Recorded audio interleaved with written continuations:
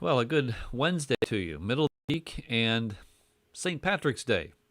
You, are you one of those who celebrates St. Patrick's Day by wearing of the green, or are you more ardent Protestant in the wearing of the orange? Well, whatever the case may be, that is the day today, St. Patrick's Day, and I'll say more about that as we close this morning. But in our Bible reading today, we're in Matthew chapter 25, which follows right after 24. You realize that, didn't you? Well, you remember how chapter 24 ended. In chapter 24, Jesus was saying, you don't know the time or the hour, the day or the hour in which he is going to return. And so the emphasis is on being ready, because he's going to come back, and it's going to be as unexpected as the rain was in the days of Noah. Well, then he follows up on that with two parables in Matthew chapter 25. And both of these parables are emphasizing the need to be ready for his imminent, that is, at any time, his imminent unknown return. So the first parable is that parable of the 10 virgins. And you remember that one where, five of them, they're getting ready for a wedding celebration, a marriage celebration. And when the bridegroom comes, they need to be ready to go to the wedding celebration, the wedding feast. So this is a story. And so in the story, the 10 virgins, 5 of them have plenty of oil for their lamps. The other 5, well, they don't. They went to sleep, went to lie down, had their oil lamps burning, but they didn't have any extra oil. They didn't have enough if he were to come in the middle of the night to get them to their destination. So sure enough, the groom comes in the middle of the night to fetch the wedding party to go to the wedding celebration. And the 5 virgins who didn't have enough oil, they asked the others who had plenty if they would share. And he said, "Oh, no, we can't. If we give you, then we don't have enough ourselves. So, you need to go buy some more." While they were gone, the bridegroom actually came, and the 5 who had plenty of oil in their lamps, they went on to the wedding celebration. The other 5, they got left out because they weren't able to make it.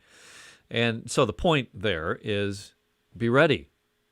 Be ready, because you don't know when the groom is going to return for his bride. And the bride, of course, is the church. The groom, of course, is the Lord Jesus. So we need to be watchful and ready, because we don't know the time of his coming. I do need to live with the awareness that could be today. There's not a reason in the world why Jesus can't come today. In fact, I'm recording this devotional a few days before it is actually going to air. And when I get finished recording it, I will schedule it. I'll get it scheduled with our provider so that it will broadcast on Wednesday, March 17th, St. Patrick's Day, 2021. But you know what? May not be here. The Lord may return before this thing actually airs. And so people will be watching this thing and say, "Man, what happened here?" So it could happen. It could be before this devotional actually broadcasts and airs over the internet. So that's the emphasis of the first parable. The second parable offers a bit of a corrective. In case you hear the first parable and think, "Oh, well, all I need to do is just kind of sit back and make sure I have plenty of oil. And then, I'll be ready when the Lord comes." And so you stock up on olive oil and sit and wait. Well, the second parable he tells is the parable of the talents.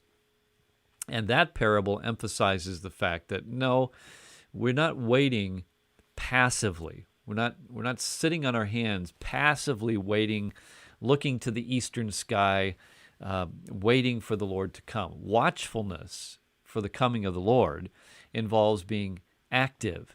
It means being faithfully employed in what the Lord has given me to do. And that differs from person to person, from follower of Christ to another.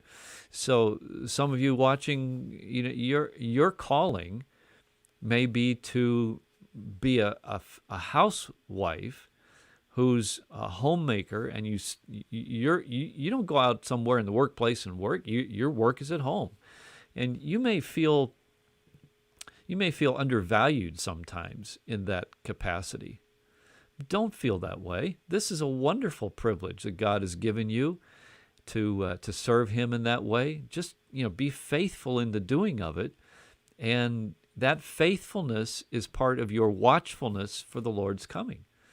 There are others who have to watch this late in the evening because you've been gone since early morning and getting home, getting dinner, finally settled down for the evening, and you're able to. But whatever that was you were doing all day, if it's a noble occupation, then it's a faithful way of serving the Lord until He comes.